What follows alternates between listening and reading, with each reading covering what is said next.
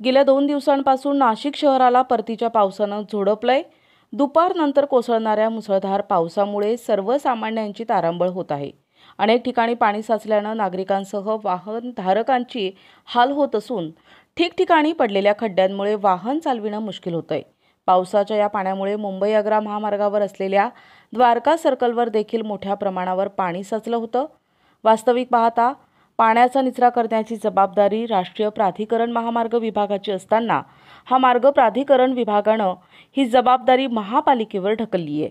त्यातच विधानसभा निवडणुकीच्या पार्श्वभूमीवर केंद्रीय गृहमंत्री आणि सहकार मंत्री अमित शहा हे नाशिक दौऱ्यावर असल्यानं नाशिक महानगरपालिकेच्या शहर अभियंता संजय अग्रवाल आणि त्यांच्या अधिकाऱ्यांनी या पाण्याचा निचरा करण्यासाठी काम सुरू केलंय।